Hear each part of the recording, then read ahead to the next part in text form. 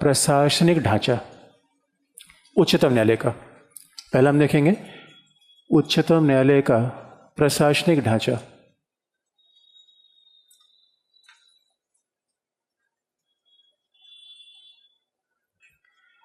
Administrative structure of supreme court. उच्चतम न्यायालय का प्रशासनिक ढांचा। अब प्रशासनिक ढांचे में पहली बात आ जाएगी, उच्चतम न्यायालय में न्यायाधीशों की संख्या कितनी है? संख्या कितनी है? कितना? अच्छा 31। कहां लिखा गया है दोस्तों? उच्चतम न्यायालय में न्यायाधीशों की संख्या 31 है। अच्छा 31 में चीफ जस्टिस भी हैं या उसके अलावा है? अच्छा 30 + 1, ठीक है। अगर उच्चतम न्यायालय की संख्या 31 है तो लिखा कहां गया है? ये कहां लिखा गया है? कहां लिखा गया है? संविधान में? ओ माय, क्या मेरा दोस्त इतना सही उत्तर बताया? किसने बताया? दिल खुश हो गया। किसने बताया? अरे बताओ, इतना अच्छा उत्तर बताया, बताओ तो। किसने बताया संविधान में?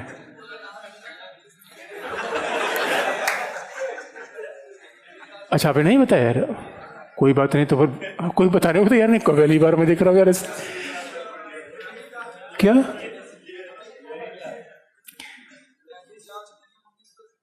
क्या करे? अधिनियम बना था क्या? इसका मतलब यह है कि संविधान में न्यायाधीशों की संख्या या तो है या नहीं है? है या नहीं है? कौन कह रहा नहीं है? दोस्तों तुक्का खूब मारते हैं आप। भाई बुद्धिमान विवेकशील लोग तो आप ही हैं, इसलिए ज्यादा बुद्धिमत्ता का प्रयोग नुकसानदायक है। देख कुछ फैक्चुअल चीजें उसको पढ़ना पड़ेगा। तो अब संख्या की बात जब आप आएंगे, देखिए संविधान और व्यवहार में कहाँ फर्क होता है। और अब देखेंगे आईएएस ऑब्जेक्टिव एग्जाम में सीधा यहां से उठा के पूछ लेगा। आप क्या लगता है वो पूछेगा, ये बताओ अनुच्छेद 131 में क्या है? ना ना ना, उसका मतलब नहीं है अनुच्छेद 131 देखना, वो आप रट के बैठे रहो। जब उच्चतम न्यायालय की बात आती है, संविधान में लिखा गया है, ये अभी भाई संविधान की बात है, उसको चेक कर सकते हैं आप जाके, यहां मत चेक करिएगा, जाके बाद में पास नेट है, वेयर एक्ट है, उसको चेक कर लीजिएगा। संविधान में लिखा गया है उच्चतम न्यायालय में एक मुख्य न्यायाधीश होगा। मुख्य न्यायाधीश ज्यादा नहीं होगा, एक ही, एक मुख्य न्यायाधीश होगा प्लस 7 अन्य न्यायाधीश होंगे। 7 अन्य न्यायाधीश होंगे। और तीसरी बात लिखी गई है, इसके अतिरिक्त न्यायाधीशों की संख्या का निर्णय संसदीय विधि से होगा। भाई इसका मतलब हमारे मूल संविधान में आज भी 8 न्यायाधीश हैं, लेकिन उसके साथ ये लिख दिया गया है कि न्यायाधीशों की संख्या का निर्धारण, न्यायाधीशों की संख्या का निर्धारण संसदीय विधि के द्वारा होगा।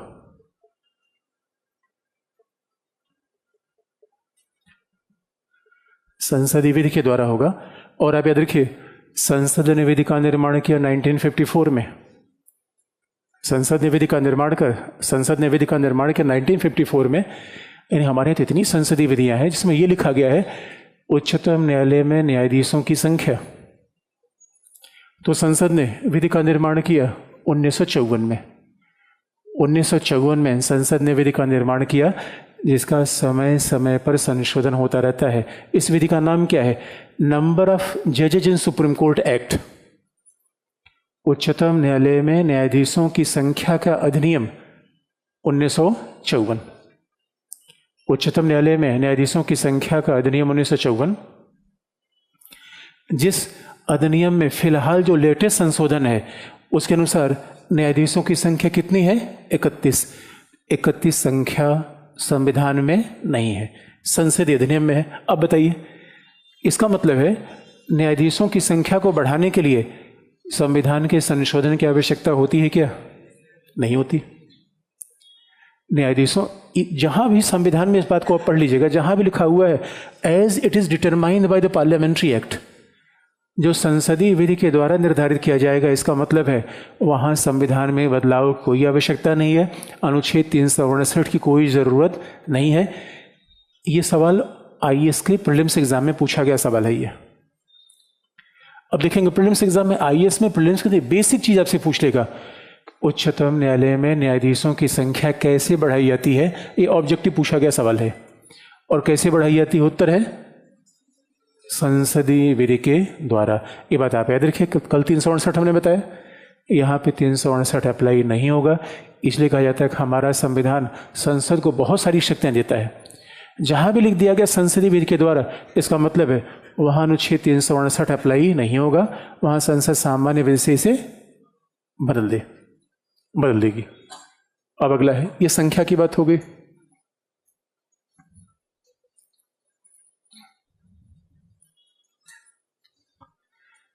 वेतन भत्ता। अब भाई जब हम प्रशासनिक ढांचा करेंगे, वेतन भत्ते की बात भी करेंगे।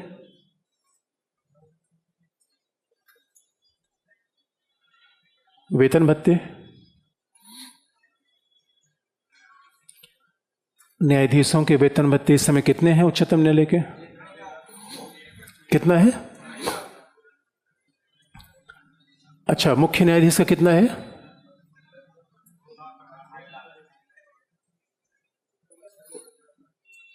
मुख्य न्यायाधीश कितना है? 2 लाख। अच्छा, प्रेसिडेंट का कितना है? 2 लाख। मुख्य न्यायाधीश का 2,50,000 है, कुछ ज्यादा है? कितना? 2,80,000। सवाल अगला है, लिखा कहाँ गया है ये? क्या? चिड़िया उड़, कौवा उड़, मारकर? तुक्का नहीं? तुक्का नहीं? ये बताइए, ये न्यायाधीशों का वेतन भत्ता कहाँ लिखा गया है? कहाँ लिखा है? अच्छा, क्या क्या क्या जुगाड़ मारा है दोस्त के। हाँ, गुजराती दिमाग लगा दिया दोस्त। एक बात याद दिला दें, संविधान में लिखा गया है उच्चतम न्यायालय के न्यायाधीशों का वेतन और भत्ता दूसरी अनुसूची से निर्धारित होगा। और दूसरी अनुसूची में आज भी लिखा गया है कि उच्चतम न्यायालय के न्यायाधीशों को 10,000 रुपया मिलेगा। और दूसरी अनुसूची आपके सामने है, अब संविधान पढ़ के देख लीजिएगा। संविधान में लिखा गया कि उच्चतम न्यायालय के न्यायाधीशों को, मुख्य न्यायाधीश को 10,000 रुपये मिलेगा और बाकी न्यायाधीश को 9,000। बाकी न्यायाधीश को कितना मिलेगा? 9,000। लेकिन फिर आप देखेंगे उसके साथ ये लिखा गया है, ये दूसरी अनुसूची में वेतन भत्ते की बात कर दी गई है, लेकिन उसके साथ ये लिखा गया संसदीय विधि के द्वारा निर्धारित किया जाएगा। आज भी 10,000 का 10,000 पड़ा हुआ है, लेकिन उसके साथ क्या लिखा गया है? इनके वेतन भत्ते संसदीय विधि के द्वारा निर्धारित किए जाएंगे।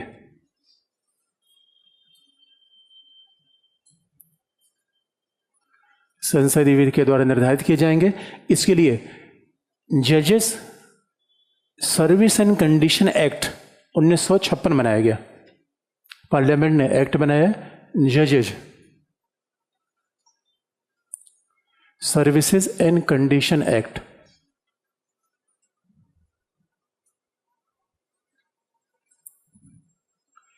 Condition act 1956।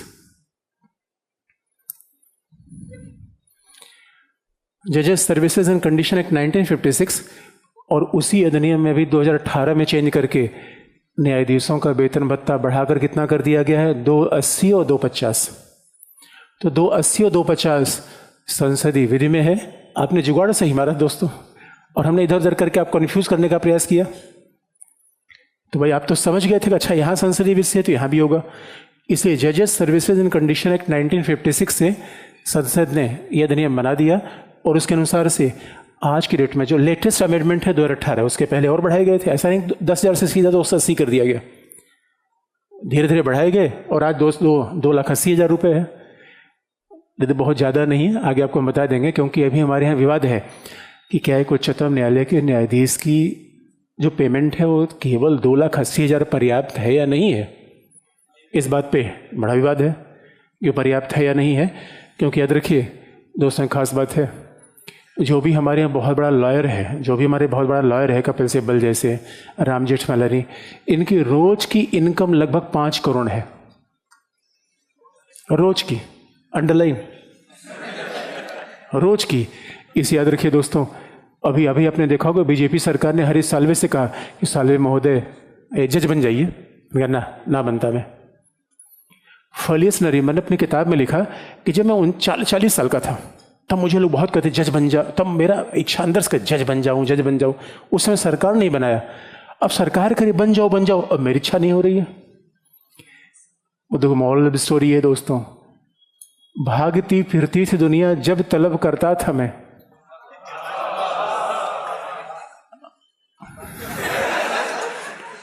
आज जब नफरत हुई तो वाने को बेकरार हैं सब। जरा सोच के देखिए, जिस समय हम जज बनना चाहते थे कोई बनाया नहीं, और आज कोई बनाना चाहता है।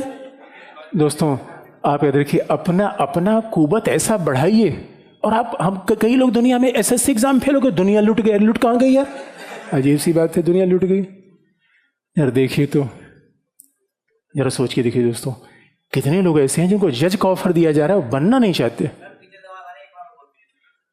भावनात्मक नहीं, डोंट बी इमोशनल, काम से काम, बी प्रोफेशनल। ये तो एक आध वैसे हमको याद होगा, डाइवर्जन नहीं। अब देखिए, अब जहां ध्यान कहीं और भटक, ध्यान यहां भटक गया। ये देखिए, यही भावनात्मक मत बनिए। तो वेतन भत्ते हो गए, वेतन भत्ते 2,80,000 हो गए। अगला योग्यता, अगला है अर्हता। न्यायाधीशों की अर्हता, क्वालिफिकेशन।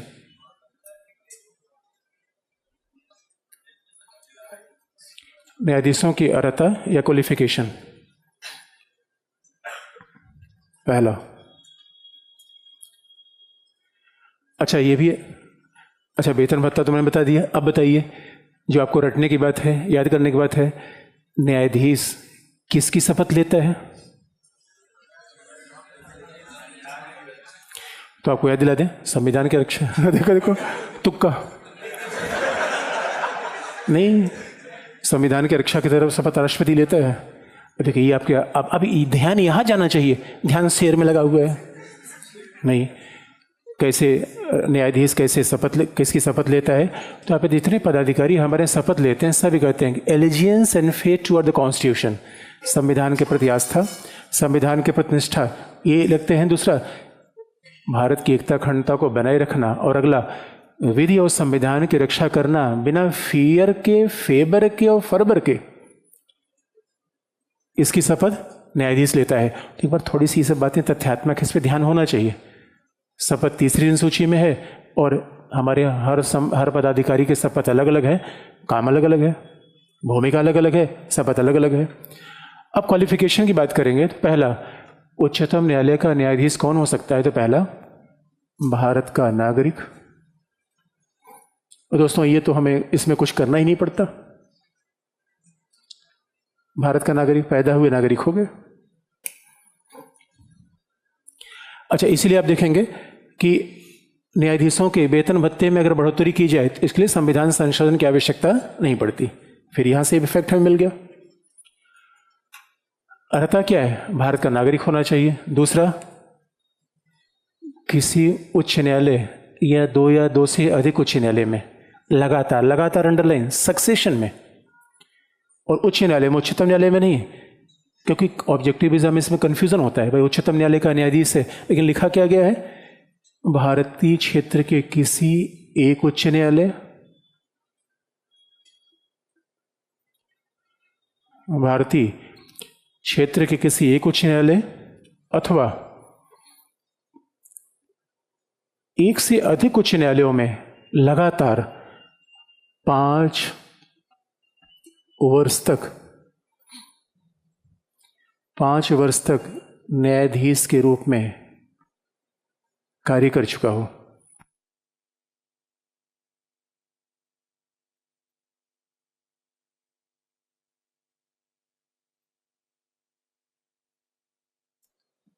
लगातार 5 वर्ष तक न्यायाधीश के रूप में काम कर चुका हूं। अब बात सीधी सी है, देश में कितने उच्च न्यायालय हैं?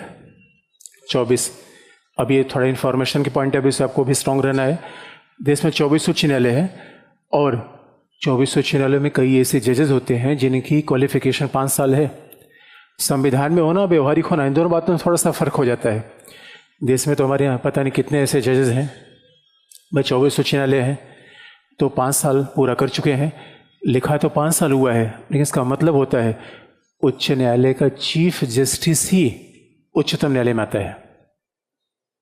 अब एक उसमें और पंगा देखेंगे, अगर उच्च न्यायालय का चीफ जस्टिस ही उच्चतम न्यायालय में आएगा तो निश्चित तौर पर हमारे यहाँ हो सकता है एक साथ 24 चीफ जस्टिस हों, और उच्चतम न्यायालय के में 31 न्यायाधीश हैं तो एक साथ 4 से 5 वैकेंसी खाली होती है।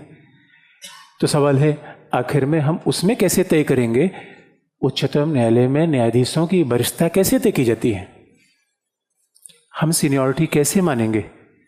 क्योंकि कहने को तो है उच्च न्यायालय में 5 साल लगातार न्यायाधीश के रूप में काम कर चुका हो, लेकिन व्यवहारिकता ये है कि वो 99% कंडीशन में हाई कोर्ट का चीफ जस्टिस होता है, वही प्रमोट होकर कहाँ चलाता है? उच्चतम न्यायालय में। लेकिन ये हमेशा नहीं होता, हमेशा चीफ जस्टिस है ऐसा नहीं होता। और दूसरा, अब सवाल है कि जो सीनियर मोस्ट होगा वो उच्चतम न्यायालय में आएगा, तो हाई कोर्ट के जजेस की सीनियरिटी कैसे तय की जाए? उच्चतम न्यायालय में सीनियरिटी कैसे तय की जाए?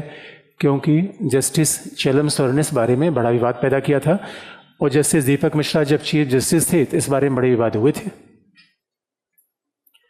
तो अभी इस पर हम आएंगे, लेकिन अगला इसका मतलब है हमारे यहाँ उच्चतम न्यायालय में 99% जज हाई कोर्ट के जज होते हैं।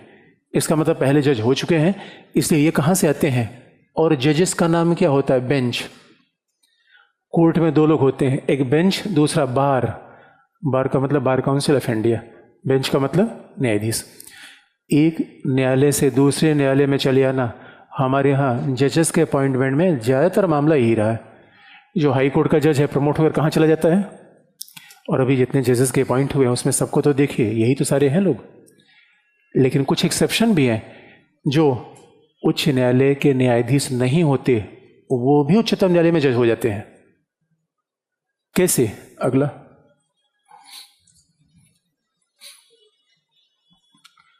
एक उच्च न्यायालय या 2 से अधिक उच्च न्यायालयों में लगातार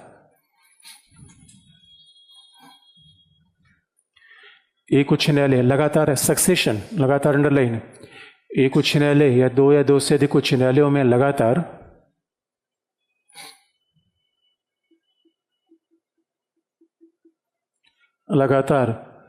10 वर्षों तक वकील के रूप में काम किया हो।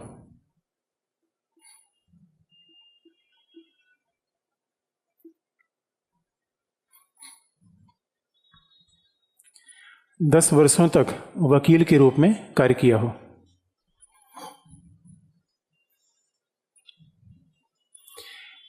अब 10 वर्ष का भी मतलब होता है सीनियर मोस्ट ही हो जाएगा।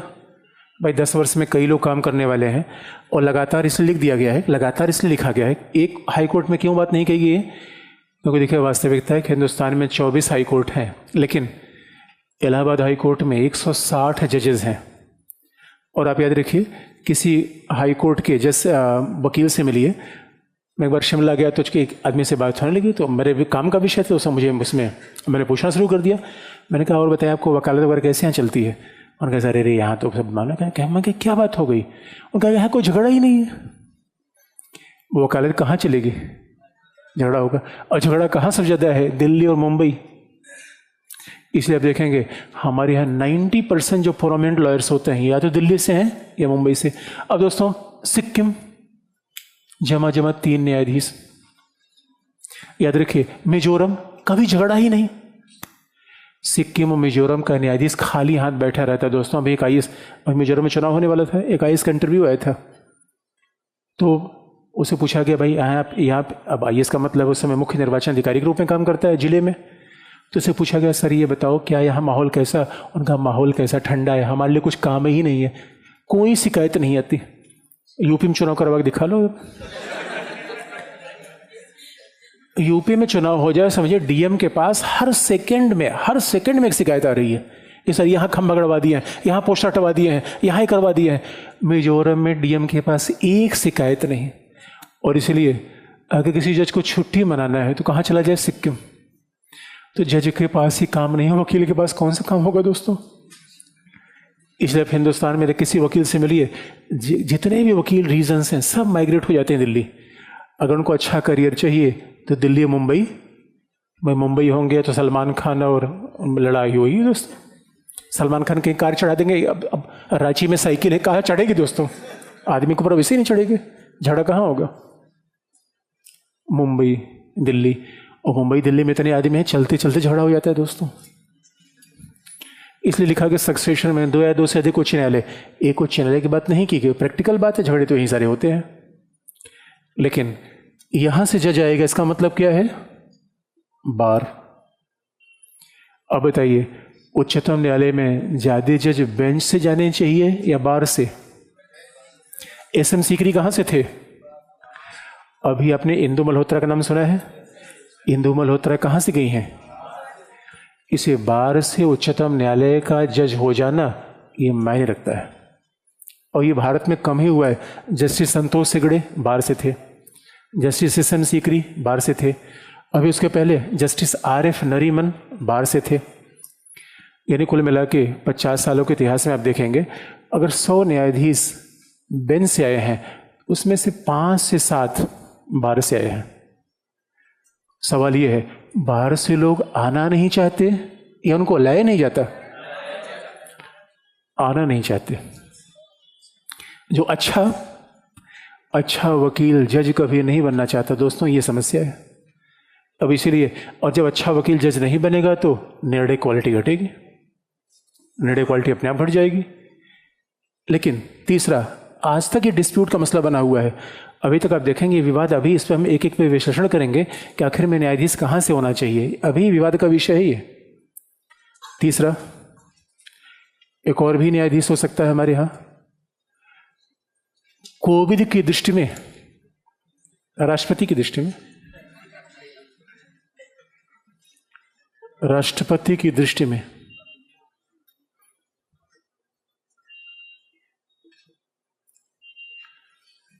राष्ट्रपति की दृष्टि में प्रसिद्ध विधिवेत्ता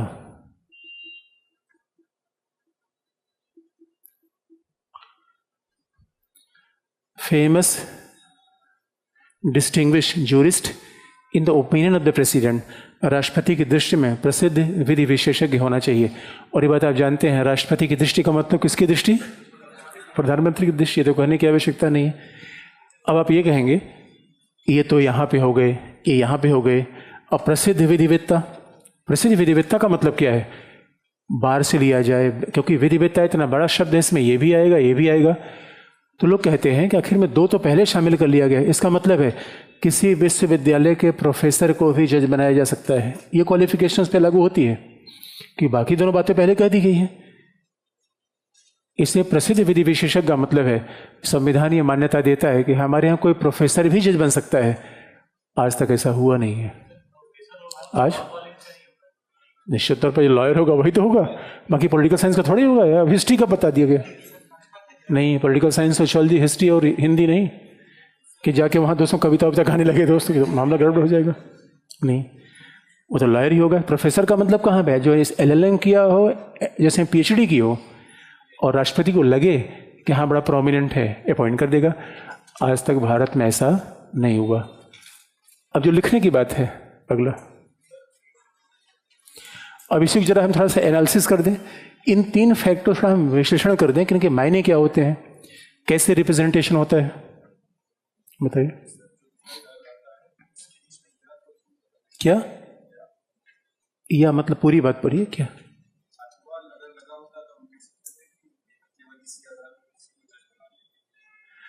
देखिए, हमने फिर कहा कि भाई प्रसिद्ध विधिवेत्ता का मतलब है दोनों ये बातें हैं, तो दो ये पहले कही दी गई है।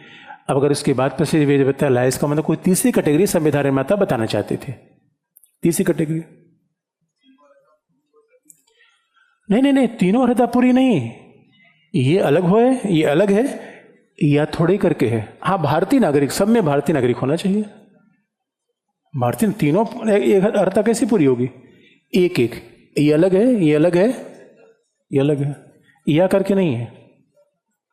मोबाइल रख दीजिए। अगला पॉइंट, अब देखिए इसमें विश्लेषण की जो बात है, पहला पॉइंट,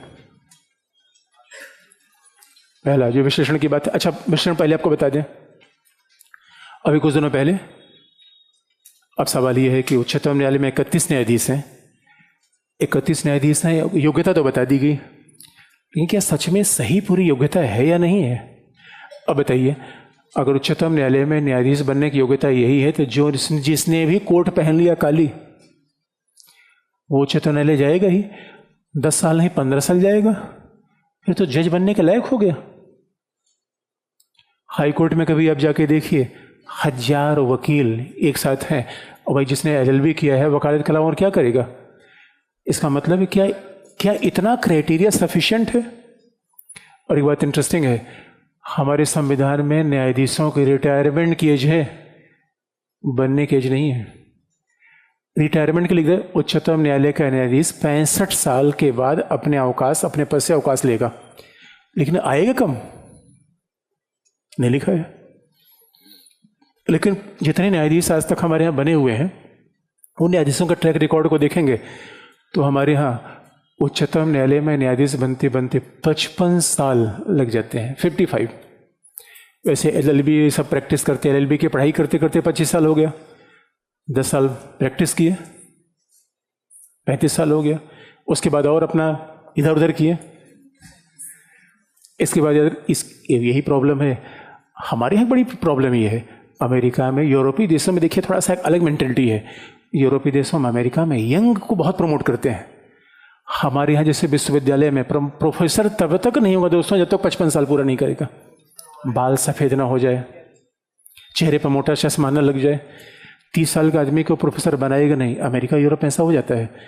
तो हमारे यहाँ जज बनते समय उच्चतम न्यायालय के इंदु मल्होत्रा की जाके आप जज एज चेक कर लीजिएगा, क्योंकि याद रखिए, अगर कोई जज हमारे यहाँ 45 साल की उम्र में चीफ अगर उच्चतम न्यायालय में आ गया, 10 साल चीफ जस्टिस रहेगा, हिल जाएगा भारत। ऐसा हो नहीं पाता। अच्छा, दूसरी बात, एंट्री की एज लगभग व्यवहारिक रूप में 55 साल होती है, जो बहुत सारे क्राइटेरिया पे डिपेंड करके चलती है, संविधान में लिखा नहीं गया है। दूसरी बात,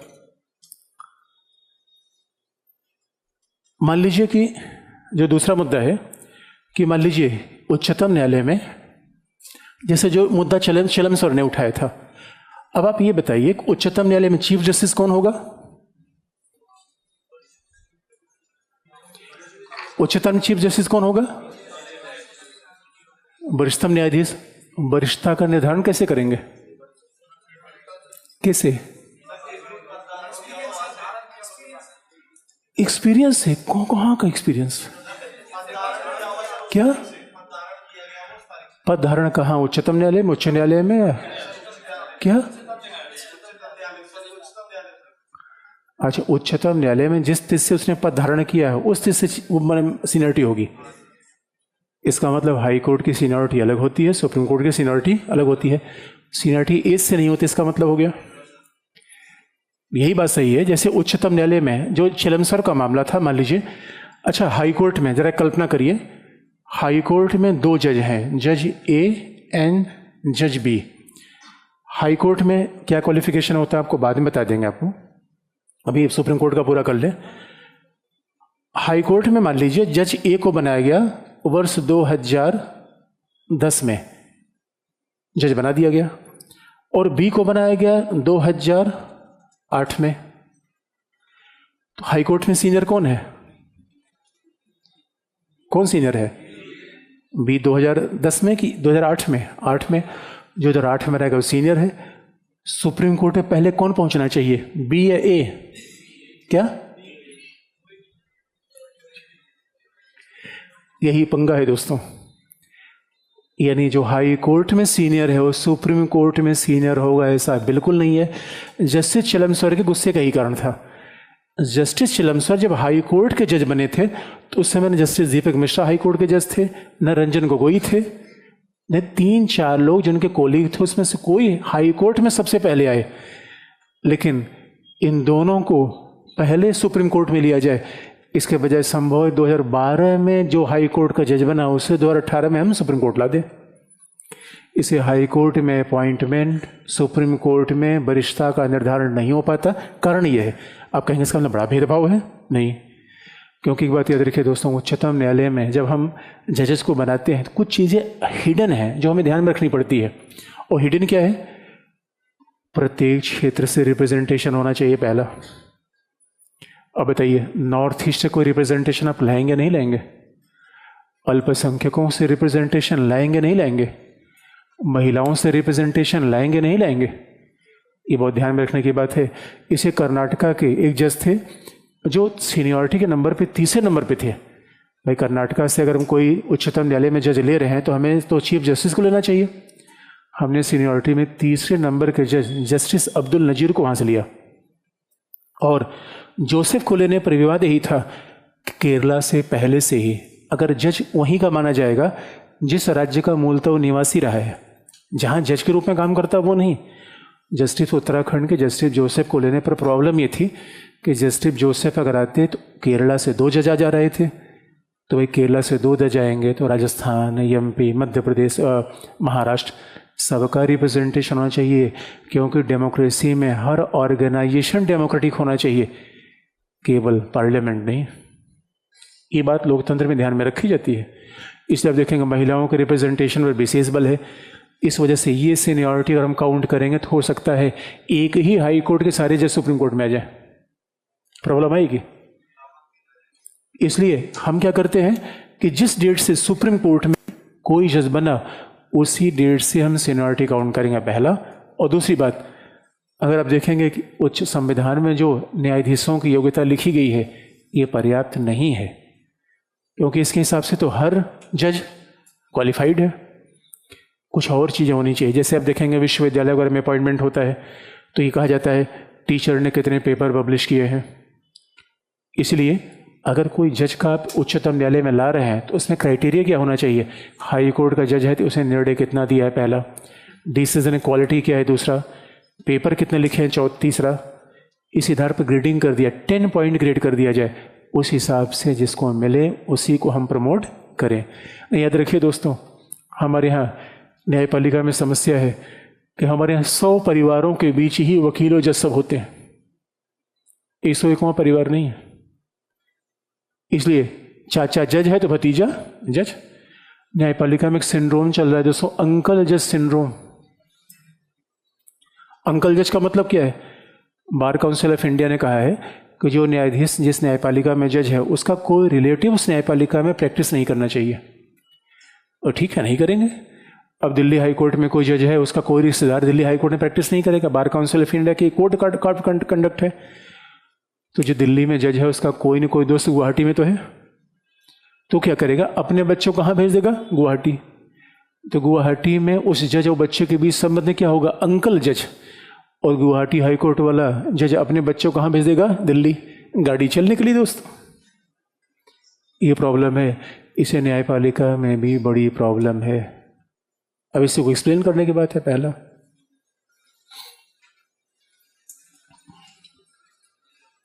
तो पहला हेडिंग है मुख्य न्यायाधीश। पहला है मुख्य न्यायाधीश की नियुक्ति। अभी कोई आरक्षण नहीं है फिलहाल, तो जुडिशरी में, हाई कोर्ट, सुप्रीम कोर्ट में कोई रिजर्वेशन नहीं है।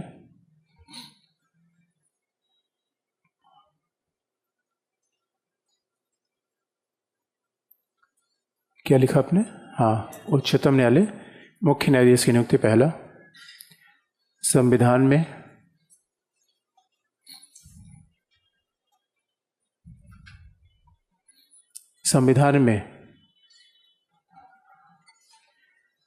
उच्चतम न्यायालय के मुख्य न्यायाधीश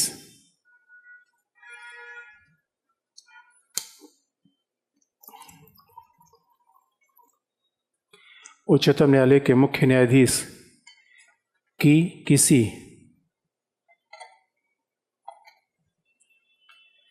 विशिष्ट योग्यता का उल्लेख नहीं है,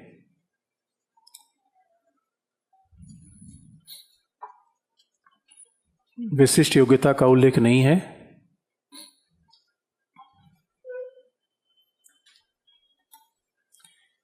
अपितु न्यायाधीशों की योग्यता का उल्लेख किया गया है। अपितु न्यायाधीशों की योग्यता का उल्लेख किया गया है।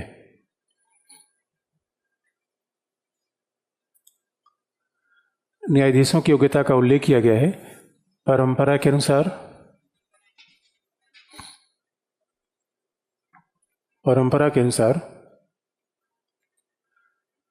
उच्चतम न्यायालय के वरिष्ठतम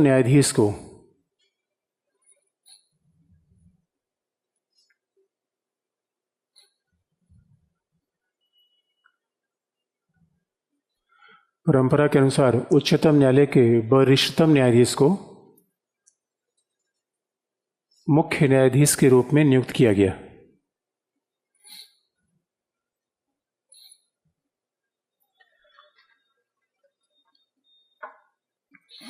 उच्चतम न्यायालय के वरिष्ठतम न्यायाधीश को मुख्य न्यायाधीश के रूप में नियुक्त किया गया, परंतु वर्ष 1973 में पहली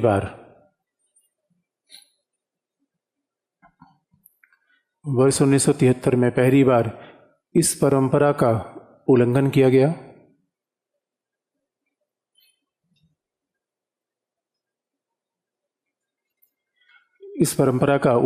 गया। जब जस्टिस A.N. रे को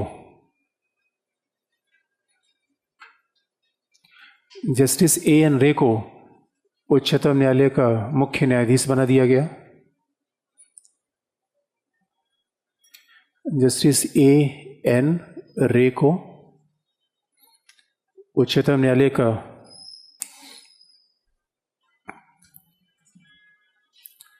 मुख्य न्यायाधीश बना दिया गया। अच्छा बताइए, अब इंदिरा गांधी से पूछा गया मैडम आपने ऐसा क्यों किया? क्योंकि 23 साल में पहली बार ऐसा पहला वाकया था जब किसी उच्चतम न्यायालय के सीनियर मोस्ट जज को चीफ जस्टिस नहीं बनाया गया। और जब इंदिरा गांधी से पूछा गया कि मैडम ये बताओ आपने ऐसा क्यों किया, इंदिरा गांधी ने कहा आपने देखा नहीं लॉ कमीशन की रिपोर्ट आई है और मैंने रिपोर्ट पढ़ी है।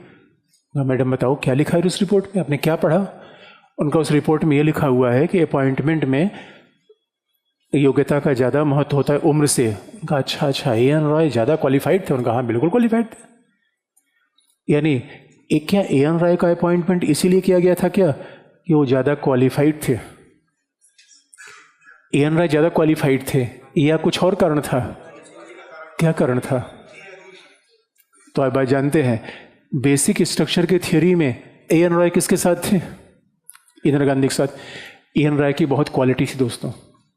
उच्चतम न्यायालय ने 5 डिसीजन दिए थे 73 के पहले। 5 डिसीजन में जैसे कि बैंकों का राष्ट्रीयकरण का मामला, प्री पेपर्स का मामला, गोलकनाथ का मामला, केशवानंद का मामला, इन सारे डिसीजन में एक व्यक्ति जो सरकार के साथ हमेशा रहा उसका नाम क्या था? A.N. रॉय। बात सीधी सी है, क्योंकि हम इस तर्क से, इस तथ्य से कॉन्सेप्ट ही निकालना चाहते हैं न्यायाधीशों की नियुक्ति का मसला प्रशासनिक विषय है या न्यायपालिका की स्वतंत्रता का मुद्दा?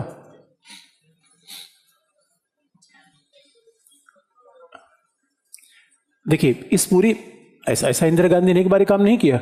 इंदिरा गांधी ने, आपको याद होगा ADM Jabalpur versus Shivkant Shukla case, आपको याद है?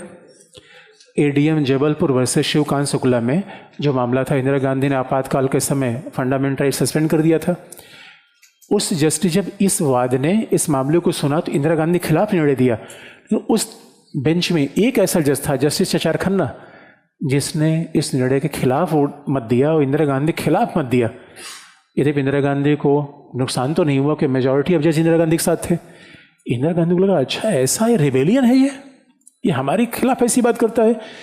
77 में दोबारा सुपरसीड किया जस्टिस हमदुल्ला बेग को, और जब 3 जिन वरिष्ठ न्यायाधीशों को इंदिरा गांधी ने सुपरसीड किया था, जस्टिस ग्रोवर, जिनका गुलशन ग्रोवर से कोई संबंध नहीं है, जस्टिस हेगड़े और जस्टिस शेलाद, इन तीनों को सुपरसीड किया था। तीनों बेसिक स्ट्रक्चर की थ्योरी में एसएम सीकरी के साथ थे।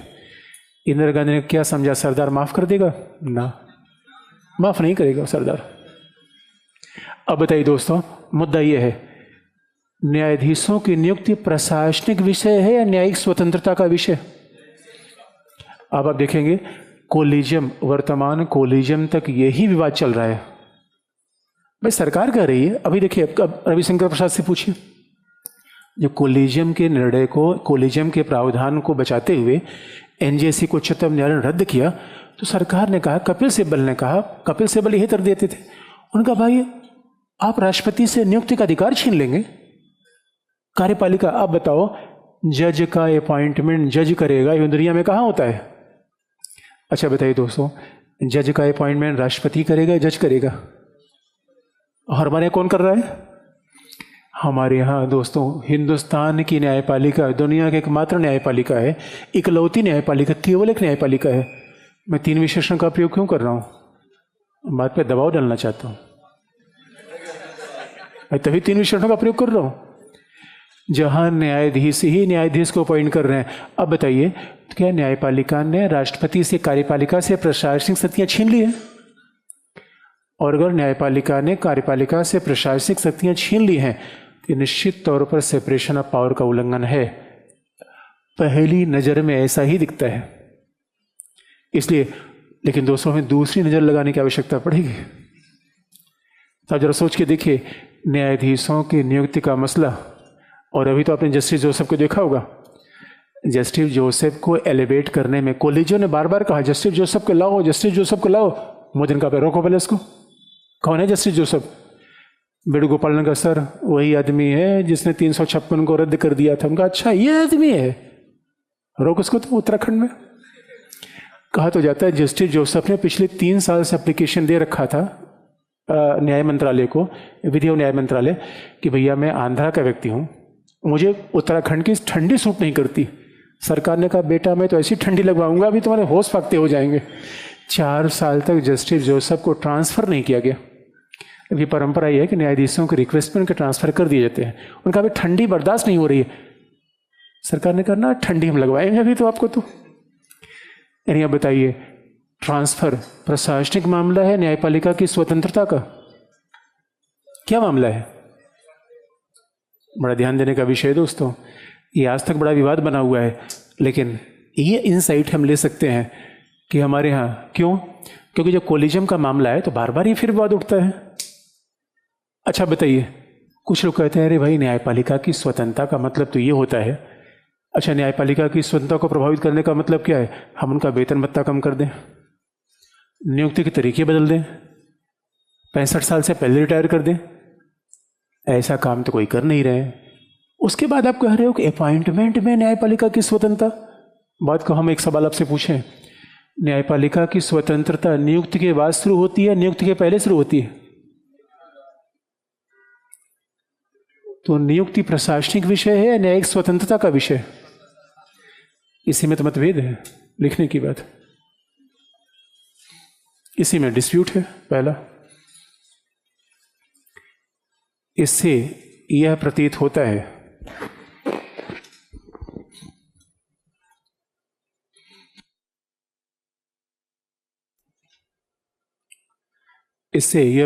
है कि न्यायाधीशों की नियुक्ति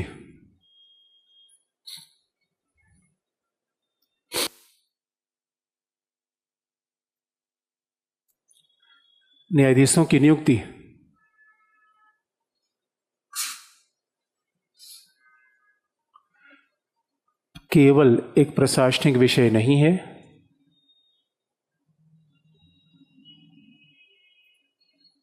न्यायाधीशों की नियुक्ति केवल एक प्रशासनिक विषय नहीं है, अपितु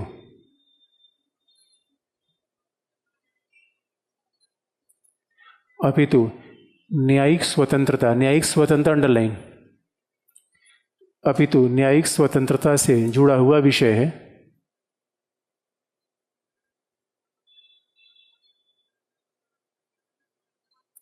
न्यायिक स्वतंत्रता से जुड़ा हुआ विषय है जो संविधान का आधारभूत ढांचा है।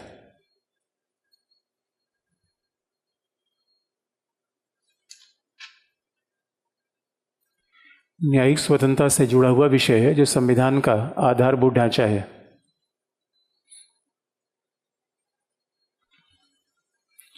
तो ये बात बड़ी इंटरेस्टिंग है और ये बहुत ही इंपॉर्टेंट है। अगला हेडिंग, न्यायाधीशों की अर्हता। अगला हेडिंग है क्वालिफिकेशन ऑफ जजेस।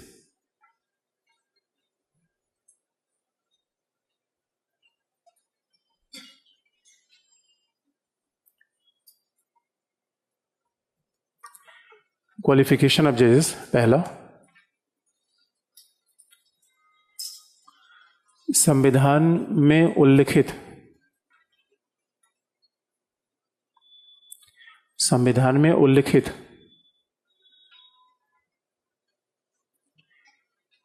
उपरोक्त अर्हताओं, संविधान में उल्लिखित उपरोक्त अर्हताओं के अतिरिक्त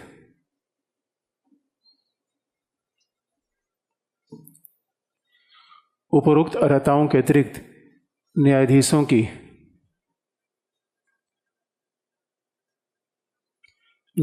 की किसी अन्य योग्यताओं का उल्लेख नहीं है।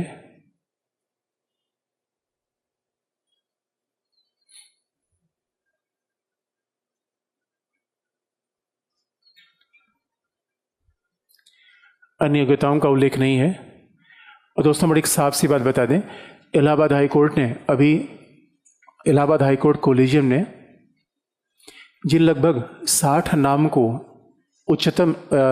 जिस 60 नाम को रिकमेंड किया था कि आप उच्च न्यायालय इलाहाबाद में हाई कोर्ट में इनको अपॉइंट करिए, उसमें 1/3 जजों के रिश्तेदार थे, बाकी पॉलिटिशियन के साथ उनके संबंध थे। यानी हमारे देश में जज बनना बड़ा ही आसान है दोस्तों, बस आपका ठीक ठाक परिचय हो। इस देश में सबसे आसान काम क्या है? जज बनना और प्रोफेसर बनना। बड़े आसान काम है, बशर्ते आपकी जान पहचान हो, छोटी मोटी नहीं। इसका मतलब है जज का बेटा जज, और यही हकीकत है। हमारे यहाँ न्यायपालिका में यही मामला चल रहा है। इसलिए हमारे यहाँ कौन राज्यपाल बन जाए केवल वो जानता है, और कौन जज बन गया उसके अलावा कोई नहीं जानता। इसका मतलब है, और एक बड़ी इंटरेस्टिंग बात आप देखेंगे दोस्तों, बताइए जज के अपॉइंटमेंट में इतना है दोस्तों, क्या एक डेमोक्रेसी है, क्या चल रहा है इस देश में, जरा सोच के देखिए। अच्छा बताइए, अभी यूपीएससी की वैकेंसी आ गई है? यूपीएससी की वैकेंसी आई है कि नहीं आई है? नहीं आई है। तो अच्छा, पहले किसी वैकेंसी का नोटिफिकेशन आता है, पहले एग्जाम होता है? नोटिफिकेशन होता है। उच्चतम न्यायालय और उच्च न्यायालय के जज के वैकेंसी कभी नोटिफिकेशन आपने देखे नहीं देखे? एम्प्लॉयमेंट न्यूज आप नहीं लेते? एम्प्लॉयमेंट न्यूज लेते हैं नहीं लेते हैं? नहीं लेते तो कहाँ देखेंगे? आपको बताया जाएगा कि कमाल करते हो यार। नहीं देखे तो आप गलती है, सरकार गलती है? क्यों सरकार गलती है? क्या आपको याद दिला दे, इस हिंदुस्तान में जजेस के अपॉइंटमेंट का न कोई नोटिफिकेशन निकलता है, न कोई एग्जाम होता है, न रिक्रूटमेंट का प्रोसेस को पता है। आज तक किसी को नहीं पता है कि आखिर में कोई जज बन गया तो उसकी क्या स्पेशल योग्यता थी। इस योग्यता से काम तो नहीं चलेगा। इसलिए वास्तविकता ये दोस्तों, आप मेरी पीठ खुजलाओ, मैं आपकी पीठ खुजलाता हूं। और आप देखेंगे कैसे जजेस का अपॉइंटमेंट कैसे होता है। रियल एग्जाम्पल आपको बता दें, बात सीधी सी है। अब मान लीजिए कोई एक जज है, उसके अंतर्गत एक वकील काम कर रहा है। भाई हर समुदाय की अपनी फ्रेटर्निटी होती है। अब उसके अंतर्गत वकील काम कर रहा है और जज का बेटा भी छोटा है, बेटा है बेटी छोटा है, और जज को लगा कि अरे मैं इसे जज बना देता हूँ, ऐसे उसका उपकार उसके ऊपर हो गया, क्योंकि उसका वारिस तैयार हुआ नहीं है। उसने कहा भाई ध्यान रखना, अब वो जज बना, किसको कर देगा? अगले को। यही सीक्वेंस हमारे यहाँ चलता रहा है।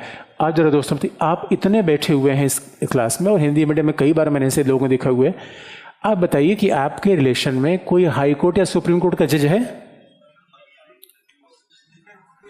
सही बात करें, वकील नहीं है, जज कहां से होगा?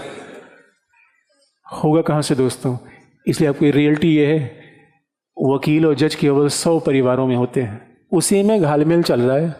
और जब हम आवाज उठाते हैं और ऊपर नेताओं पर बरस पड़ेंगे, ये कर रहे हैं, वो कर रहे हो, तुम लोग ऐसा कर रहे हो।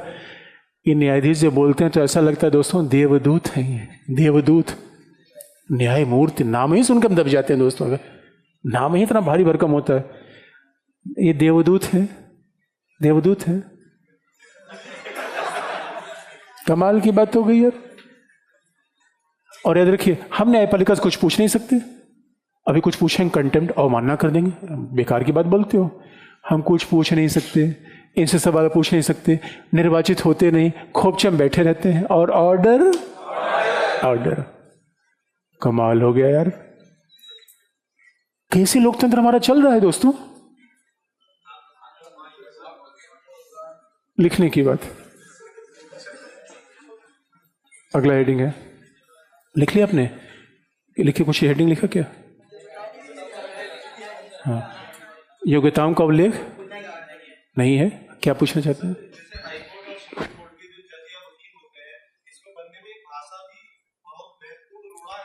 निश्चित तौर पर एक लैंग्वेज तो बहुत महत्वपूर्ण रही है, क्योंकि उच्चतम न्यायालय में हमारे देश की राज्य की भाषा क्या है, जो ऑफिशियल लैंग्वेज क्या है? हिंदी। हिंदी, हिंदू, हिंदुस्तान। उच्चतम न्यायालय में हिंदी फुक, बेकार। हिंदी पढ़ के दोस्तों कुछ होने वाला है नहीं न्यायपालिका में। उच्चतम न्यायालय में चलता नहीं, हाई कोर्ट में क्या चलेगा? हाई कोर्ट में कहने को एक प्रोसीडिंग आप हिंदी में कर सकते हैं, सारे डिसीजन सब इंग्लिश में आते हैं, डिक्टेशन इंग्लिश में आते हैं, और हिंदी बोलने में लोग शर्माते हैं, वकील को। और अगर आप हिंदी बोलने लगे, मुक्किल कोई आएगा ना, ये तो बड़ा बेकार का वकील है यार, अंग्रेजी नहीं बोलता रहता। क्योंकि अंग्रेजी बोलने से उसकी योग्यता कोई संबंध नहीं है, फिर भी वो कहेगा ना ये बेकार का है। इसे दोस्तों नौकरशाही हमारी सुनती नहीं दोस्तों, सांसद हमारे पास है नहीं, न्यायपालिका में जा नहीं सकते, हम हिंदी जानते हैं, अंग्रेजी समझते हैं। तंत्र है या लोक है भाई और बहनों? तंत्र है या लोक है? Oh my god, we the people of India. हम लोगों का क्या हुआ दोस्तों? लिखने की बात, क्या क्या लिखा आपने? उल्लेख नहीं है, जबकि न्यायपालिका की नियुक्तियों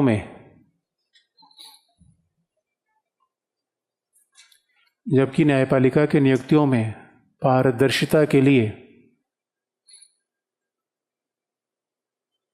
पारदर्शिता अंडरलाइन दोस्तों, ये सब में कहेंगे ट्रांसपेरेंसी, राइट इन्फॉर्मेशन, सबसे पूछ लो, हमसे मत पूछो, सबसे पूछ लो। ये सबको उंगली करते रहते हैं, इनको उंगली कर दो तो हल्ला हल्ला मचाने लगते हैं दोस्त, कैसे कर दिया, बोल दिया, ये कर देंगे। पारदर्शिता, राइट इन्फॉर्मेशन किसने कहा? सुप्रीम कोर्ट ने। सुप्रीम कोर्ट ने कहा सबको बताना पड़ेगा। अरे सब तो बता ही रहे, तुम भी बता दो यार। कैसे जज बनाते हो, हम पूछना चाहते हैं, कैसे जज बनाते हो? और ये बात कोई और नहीं कर रहा दोस्तों, चलमसर, जस्टिस चलमसर ने कहा कि हमारे हिंदुस्तान में जज बनते हैं 5 लोग, 5 का कॉलेजियम है, अभी उस पर आएंगे, और ये 5 बैठ के बोलते हैं, उसमें क्या कहा, ये देखो एक मेरा उम्मीदवार है, वो कहेगा 2 मेरा उम्मीदवार है, 3 मेरा उम्मीदवार है, मामला हो गया, बस जज बन गए। और पूछे तो नाराज हो जाते हैं दोस्तों, नाराज हो जाते ठेंगे से हम पूछेंगे।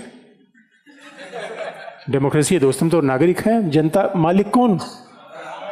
लिखने की बात, क्या लिखा आपने? हाँ, पारदर्शिता के लिए उच्चतम न्यायालय में न्यायाधीशों की नियुक्ति के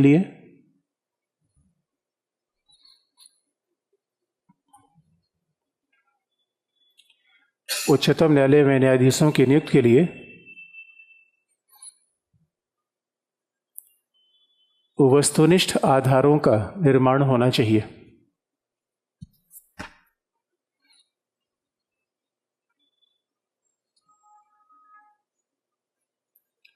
वस्तुनिष्ठ आधारों का निर्माण होना चाहिए,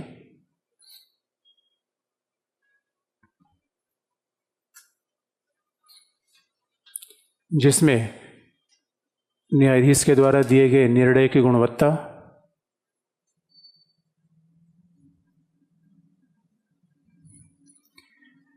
न्यायाधीश के द्वारा दिए गए निर्णय की गुणवत्ता,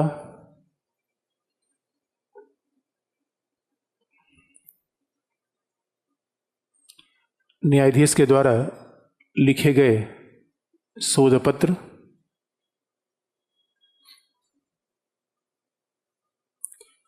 न्यायाधीश के द्वारा लिखे गए शोध पत्र एवं शोध पत्र रिसर्च पेपर, शोध पत्र एवं अंतर्राष्ट्रीय सेमिनार में भागीदारी,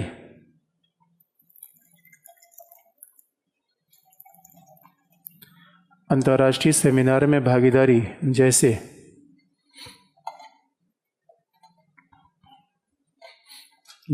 जैसे आधारों को शामिल किया जा सकता है।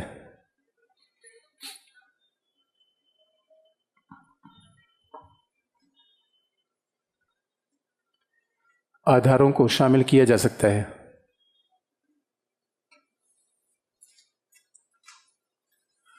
अगला हेडिंग है न्यायपालिका, न्यायपालिका की नियुक्ति में लोकतांत्रिक मानकों का प्रयोग।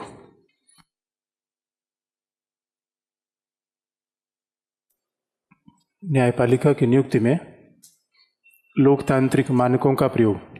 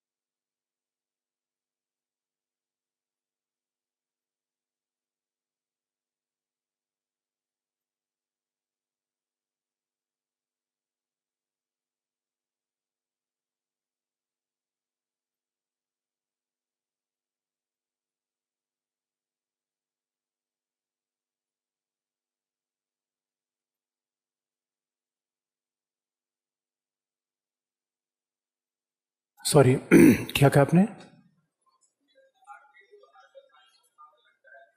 हाँ हाँ,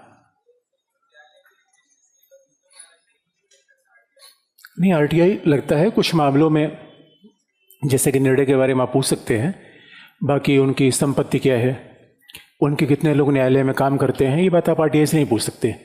भाई एक न्यायाधीश कम से कम ये बता दें। वैसे बार काउंसिल ऑफ इंडिया के मानक ये हैं कि उनको बताना चाहिए। अब सवाल यह है कि मान लीजिए एक वकील है, हमारे यहाँ वकीलों की फीस का निर्धारण है ही नहीं है। एक जज है, उसके परिवार में 5 वकील हैं। जज बनना हो सकता है खाटे का सौदा हो, क्योंकि पेमेंट 2,80,000 रुपये 2.5 लाख है, लेकिन ये एक हिसाब से बहुत फ़ायदे का सौदा है कि जज बनकर आप एक दिन में करोड़ों की कमाई किसी करवा सकते हैं अगर आप चाहें तो। ये प्रॉब्लम है।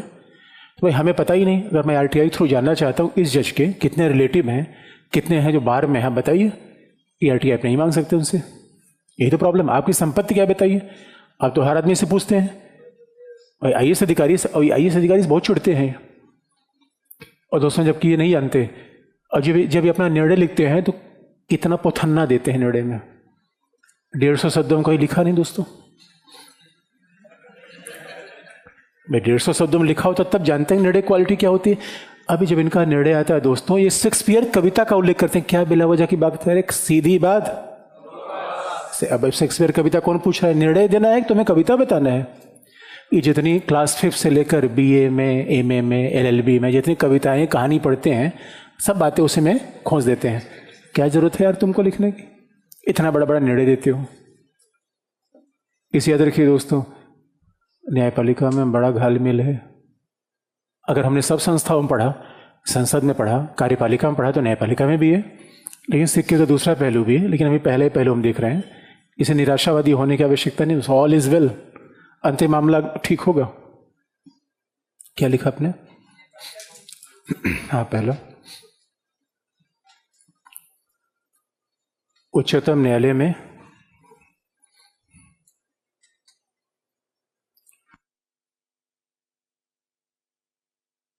न्यायाधीशों की नियुक्ति करते समय उच्चतम न्यायालय में न्यायाधीशों की नियुक्ति करते समय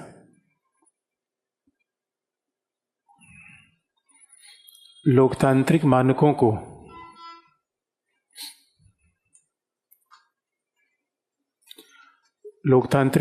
को अत्यधिक महत्व दिया जाता है।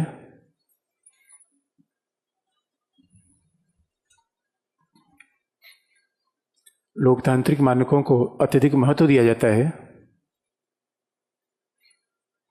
इसलिए क्षेत्रीय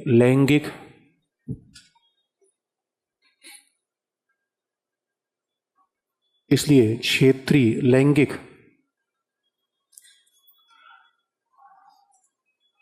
और सामाजिक संतुलन को भी बनाए रखने का प्रयास किया जाता है।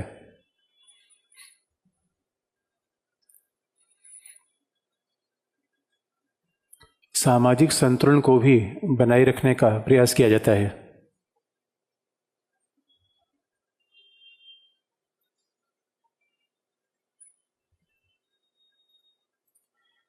सामाजिक संतुलन को भी बनाए रखने का प्रयास किया जाता है।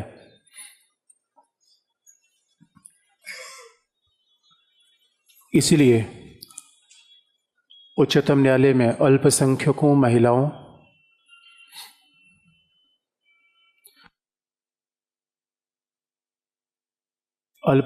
महिलाओं का समुचित प्रतिनिधित्व होता है।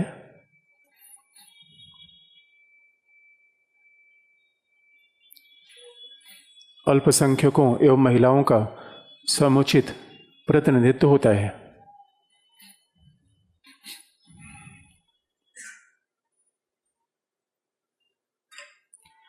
अल्पसंख्यकों, महिलाओं का समुचित प्रतिनिधित्व होता है।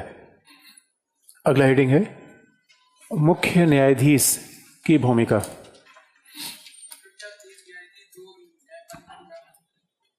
कैसे दो न्यायपालिका में काम करेगा?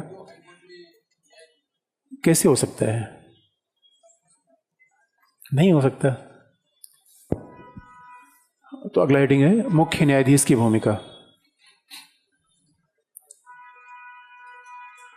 मुख्य न्यायाधीश की भूमिका, पहला पॉइंट,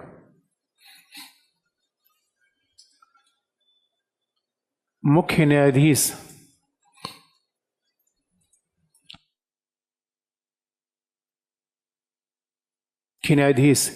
न्यायिक रूप में अन्य न्यायाधीशों से प्रधान नहीं होता।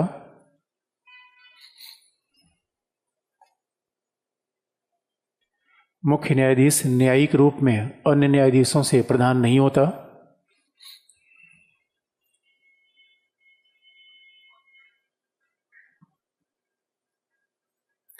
न्यायिक रूप में अन्य न्यायाधीशों से प्रधान नहीं होता, अपितु प्रशासनिक दायित्वों के कारण, प्रशासनिक अंडरलाइन, प्रशासनिक दायित्वों के कारण वह मुख्य न्यायाधीश कहलाता है।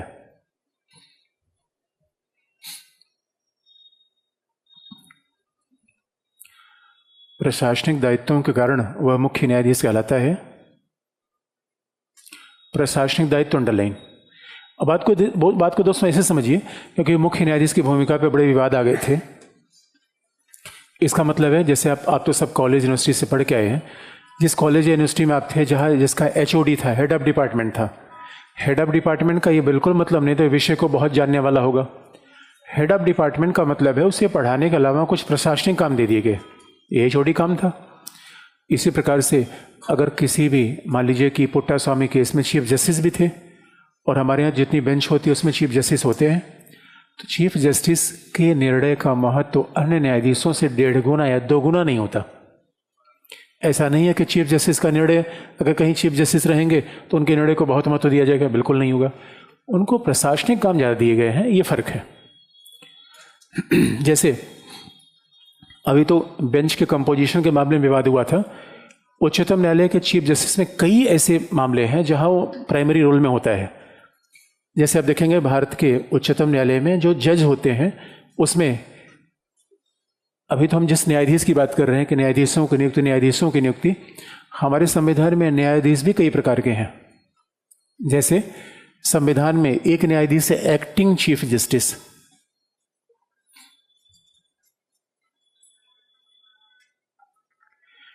कार्यकारी मुख्य न्यायाधीश। याद रखिए, एक्टिंग हमेशा वो चाहे हाई कोर्ट का चीफ होगा या सुप्रीम कोर्ट का चीफ होगा, एक्टिंग अन्य न्यायाधीश होता ही नहीं, केवल वो चीफ जस्टिस ही एक्टिंग होगा। एक्टिंग का मतलब है कि मान लीजिए जो इस समय वर्तमान में मुख्य न्यायाधीश है बीमार हो गया, छुट्टी पे चला गया, लंबे समय में अस्वस्थ है, तो उसका काम किसी और व्यक्ति को सौंप दिया जाएगा, किसी और न्यायाधीश को सौंप दिया जाएगा, तो ये क्या कहलाएगा?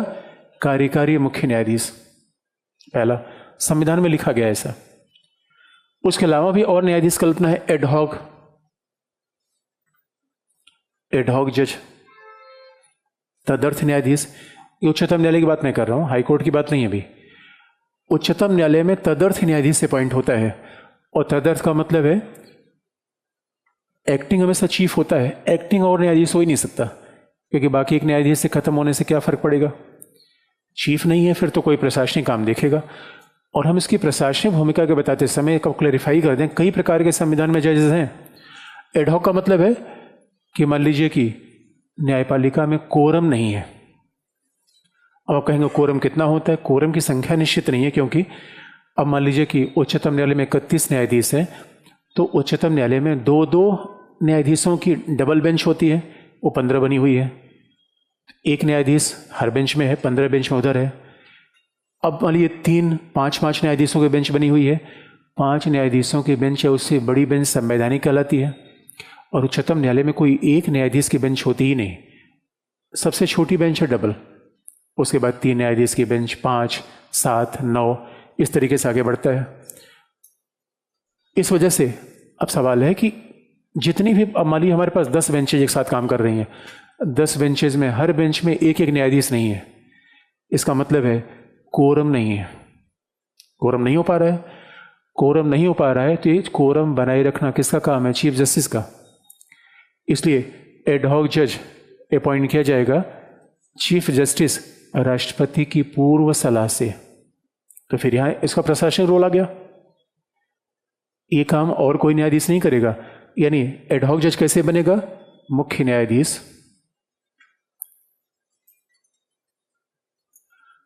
न्यायाधीश, राष्ट्रपति की पूर्व सलाह से तदर्थ न्यायाधीशों की नियुक्ति कर सकते हों, लेकिन जो उच्चतम न्यायालय में नियुक्ति के योग्य हों वो। इसलिए तदर्थ न्यायाधीशों में कौन अपॉइंट होता है? जो ऑलरेडी हाई कोर्ट का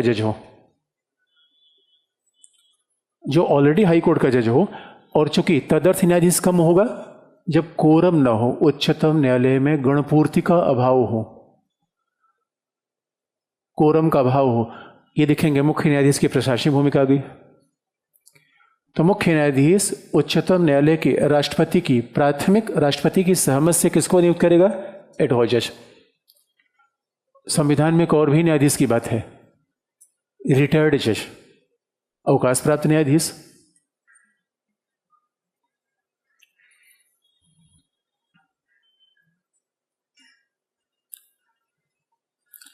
अवकाश प्राप्त न्यायाधीश, आज तक उच्चतम न्यायालय में कभी अवकाश प्राप्त न्यायाधीश से अपॉइंट नहीं किया गया, लेकिन अवकाश प्राप्त न्यायाधीश के बारे में है कि उच्चतम न्यायालय का रिटायर्ड जज या उच्च न्यायालय का रिटायर्ड जज, दोनों का, मैं एक नहीं दोनों की बात कर रहा हूं। उच्च न्यायालय कोई रिटायर्ड जज होगा, भाई जो उच्च न्यायालय का रिटायर्ड जज होगा उच्चतम न्यायालय में अवकाश प्राप्त न्यायाधीश हो सकता है, लेकिन एडहॉक जज वो बनता है जो उच्च न्यायालय में काम कर रहा है, उच्च न्यायालय में काम कर रहा है और उसे फिर एडहॉक जज बना लिया जाता है। जबकि अवकाश प्राप्त न्यायाधीश के बारे में है कि जो उच्चतम न्यायालय या उच्च न्यायालय दोनों से अवकाश प्राप्त कर चुका हो, और मुख्य न्यायाधीश राष्ट्रपति की पूर्व सलाह से उसे उच्चतम न्यायालय में काम करने के लिए बुला सकता है। लेकिन आज तक ऐसा हुआ नहीं। इसे अगर न्यायालय में ज़्यादा पेंडिंग वैकेंसी, बहुत ज़्यादा पेंडिंग केसेस आ रहे हैं, इन तरीकों का प्रयोग किया जा सकता है। हमारे संविधान में तो हर माध्यम बता दिए हैं। तो प्रशासनिक मामले में फिर मुख्य न्यायाधीश की भूमिका आ गई। दूसरा आप देखेंगे बेंच का निर्माण, उस पर हम अलग से बात कर लेंगे। दूसरा आप देखेंगे आजकल न्यायाधीशों की नियुक्ति कोलिजियम करती है। कोलिजियम का चीफ कौन है? Chief justice.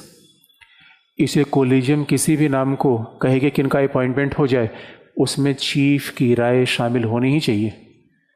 अगर उसमें मुख्य न्यायाधीश की राय शामिल नहीं है तो वो राय फिर नहीं मानी जाएगी और उस राय को फॉरवर्ड नहीं किया जाएगा। इस वजह से अगली बात भी आपको देखें, हमारे यहाँ संविधान में लिखा गया है कि what is a place for sitting up supreme court नई दिल्ली। संविधान में लिखा गया है उच्चतम न्यायालय का सिटिंग प्लेस क्या होगा? नई दिल्ली। लेकिन मान लीजिए कभी चीफ जस्टिस को लग गया कि हमें चेन्नई बैठना है, कर सकते हैं, बशर्ते मुख्य न्यायाधीश राष्ट्रपति की पूर्व सहमति से कहीं भी स्थान पर बैठ सकते हैं। दोनों बातें हैं। उच्चतम न्यायालय का स्थान होगा दिल्ली, लेकिन मुख्य न्यायाधीश राष्ट्रपति की पूर्व सहमति से उच्चतम न्यायालय की बैठक कहीं भी कर सकते हैं। हर मामले में किसकी भूमिका रही है? मुख्य।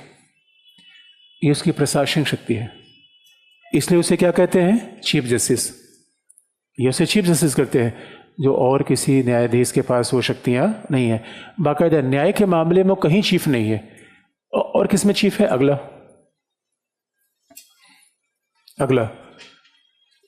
मुख्य न्यायाधीश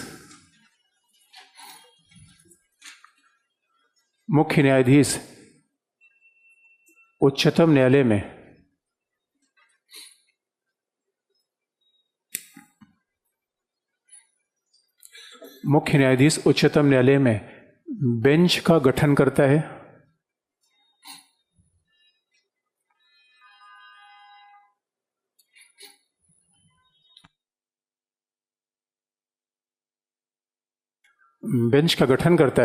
अच्छा, बेंच का मतलब है 5 न्यायाधीश अगर बनेंगे तो 5 न्यायाधीश कौन कौन से आएंगे? तो अब बताइए बेंच का गठन किस आधार पर होना चाहिए? वरिष्ठता के आधार पर होना चाहिए क्या? जैसे हमारे यहाँ इसी बात में बड़ा विवाद हो गया था कि आखिर में बेंच का गठन कैसे किया जाए। अगला पॉइंट, उच्चतम न्यायालय का मुख्य न्यायाधीश बेंच का गठन करता है और बेंच के गठन के लिए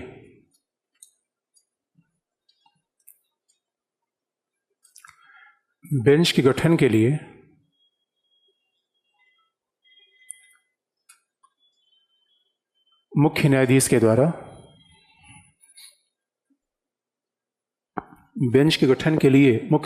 द्वारा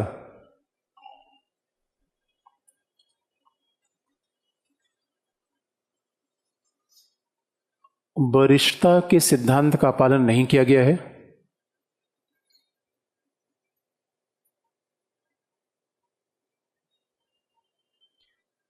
वरिष्ठता के सिद्धांत का पालन नहीं किया गया है,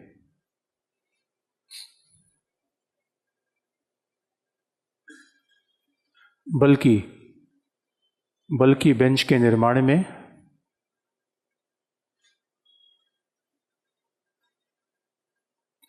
विशेषज्ञता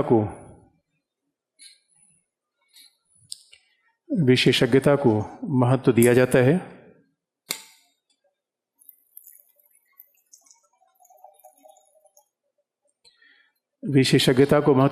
है। और पारदर्शिता और वस्तुनिष्ठता बनाए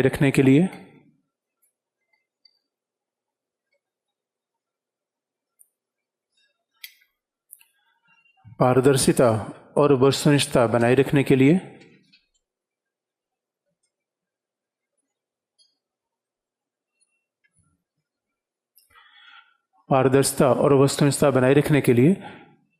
लॉटरी सिस्टम का भी प्रयोग किया जाता है।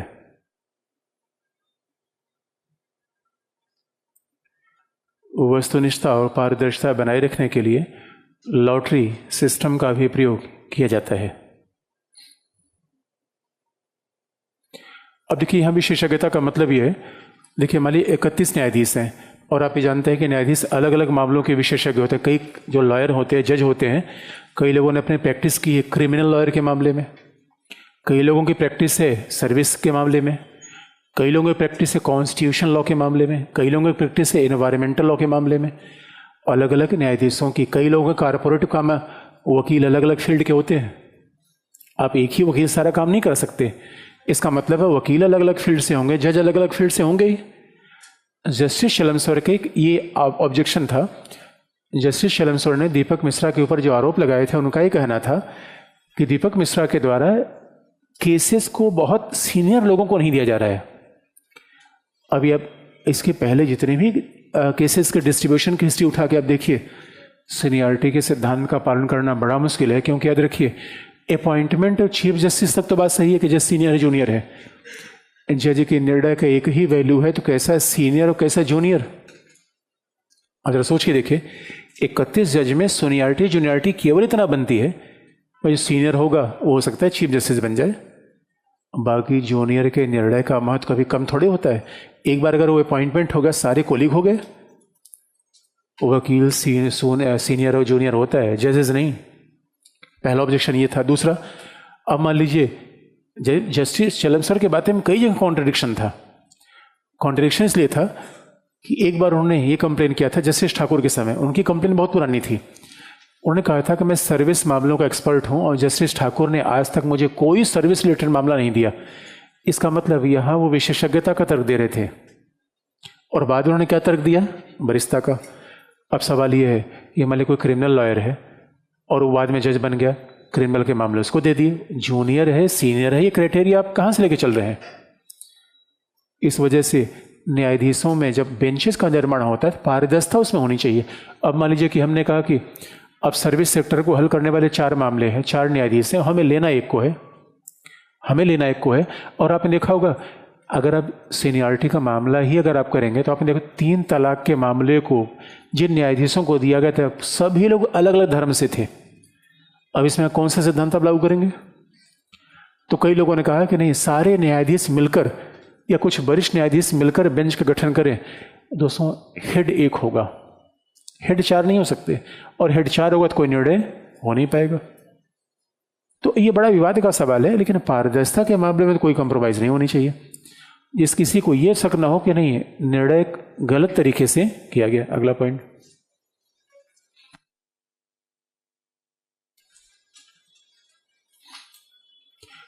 उच्चतम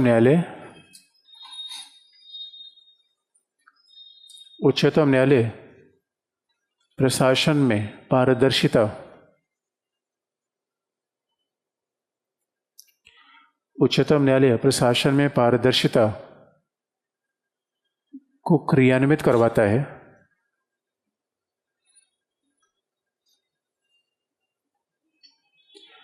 प्रशासन में पारदर्शिता को क्रियान्वित करवाता है, इसलिए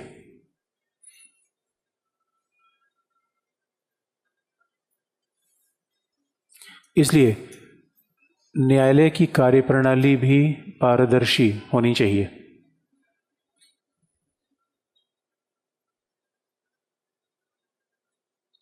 इसलिए न्यायालय की कार्यप्रणाली भी पारदर्शी होनी चाहिए।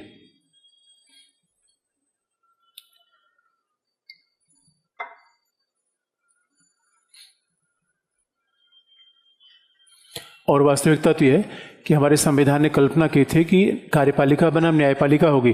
पहली बार हमारे हिंदुस्तान में हुआ न्यायपालिका बनाम न्यायपालिका, जजेस वर्सेस जजेस। और ये न्यायपालिका के लिए अच्छा नहीं है कि न्यायाधीश आपस में टकरा जाए। लेकिन अगला इशू देखें, न्यायपालिका में नियुक्ति।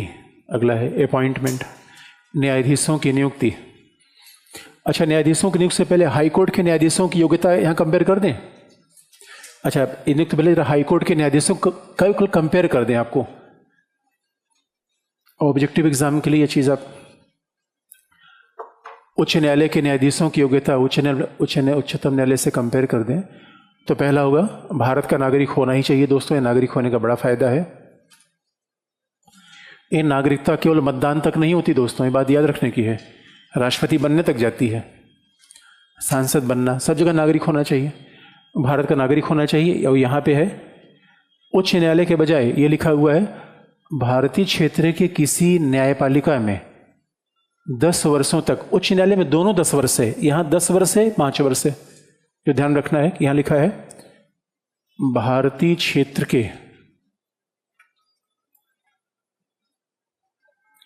किसी न्यायालय में 10 वर्ष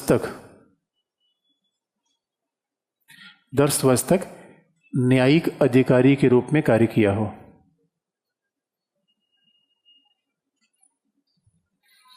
न्यायिक अधिकारी के रूप में कार्य किया हो, इसका मतलब क्या है?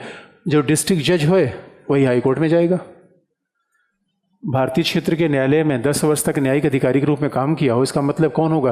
वो डिस्ट्रिक्ट जज होगा। जो जिला न्यायाधीश होगा वही हाई कोर्ट का जज बन जाएगा। तीसरा है उच्च न्यायालय में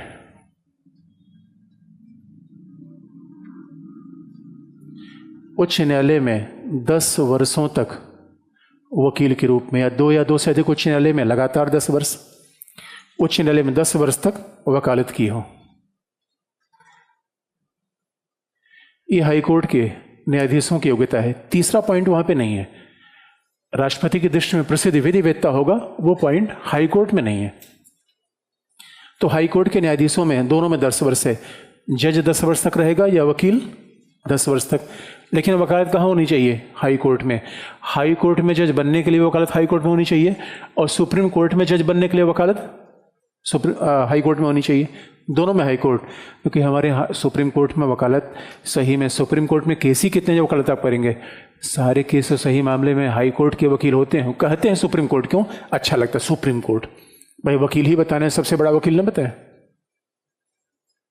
अच्छा, दूसरी बात, हाई कोर्ट में भी एक्टिंग चीफ जस्टिस होता है, एडहॉक जज होता है, रिटायर्ड जज होता है, लेकिन एक जज हाई कोर्ट में नहीं होता। एक जज यहाँ जो होता है वो सुप्रीम कोर्ट में नहीं होता। एडिशनल जज, अतिरिक्त न्यायाधीश, केवल हाई कोर्ट में होता है। वो हाई कोर्ट में एक जज की होती है, एडिशनल जजेस का अपॉइंटमेंट होता है, अतिरिक्त न्यायाधीश, अतिरिक्त न्यायाधीश, एडिशनल जजेस।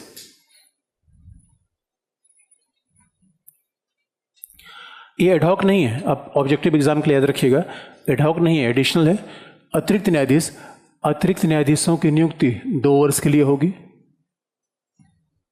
लेकिन आप याद रखिए इन्हें परमानेंट कर ही दिया जाता है। और कभी ध्यान से आप देखेंगे जब हाई कोर्ट में जजेस अपॉइंट होते हैं तो कई तो एडिशनल जजेस को परमानेंट नहीं किया जाता है। 2 वर्ष के बाद इन्हें पीछे नहीं भेजा जाता, क्योंकि 2 वर्ष के बाद अगर इन्हें कोई डिसकंटिन्यू किया गया, इसका मतलब ये समझा जाएगा कि 2 वर्ष के भीतर अगर आप सरकार की आज्ञा नहीं मान रहे, आपको बाहर कर दिया जाएगा। तो 2 वर्ष के भीतर इनको परमानेंट करना तय है, परमानेंट कर दिया जाता है। लेकिन कैसे रखा जाता है? जब उच्च न्यायालय में कार्य का बोझ ज्यादा हो, कोरम का अभाव ना हो, उच्च न्यायालय के समक्ष कार्य का बोझ ज्यादा हो,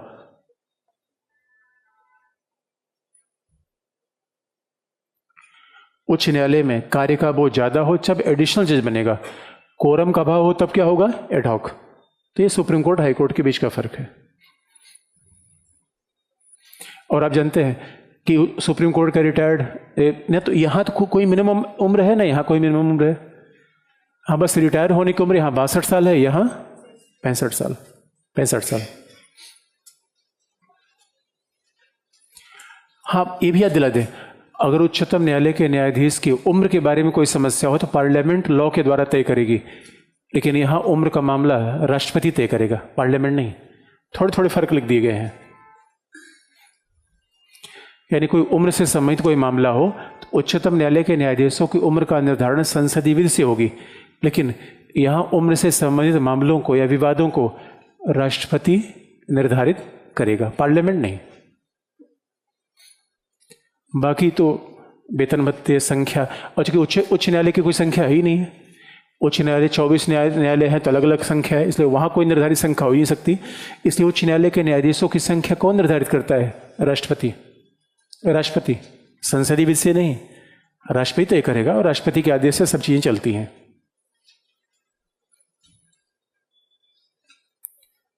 अगला है उच्चतम न्यायालय में न्यायाधीशों की नियुक्ति।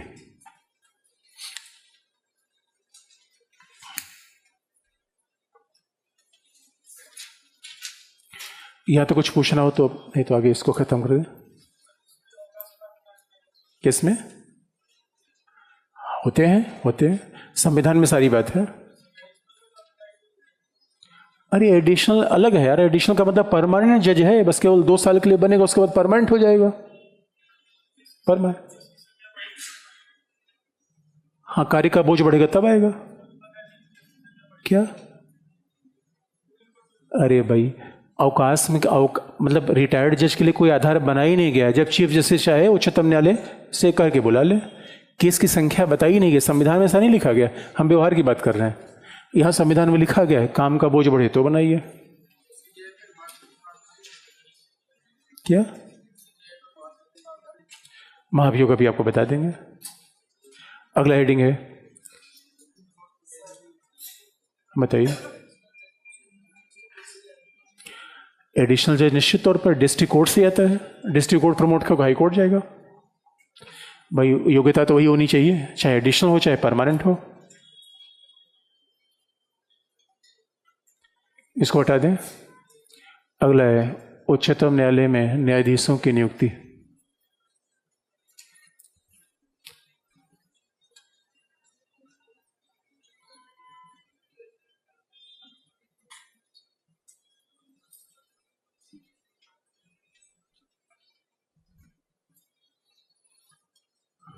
उच्चतम न्यायालय में न्यायाधीशों की नियुक्ति। पहला,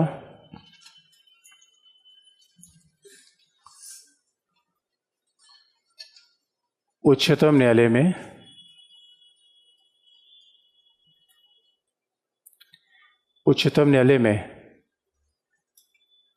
राष्ट्रपति के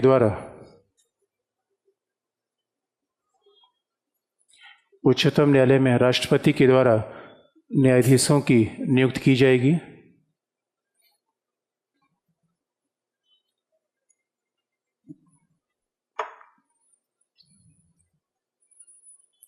अच्छा, आप याद दिला दें, उच्च न्यायालय में न्यायाधीशों की नियुक्ति कैसी होगी? राष्ट्रपति के द्वारा। डिस्ट्रिक्ट कोर्ट में राज्यपाल के द्वारा।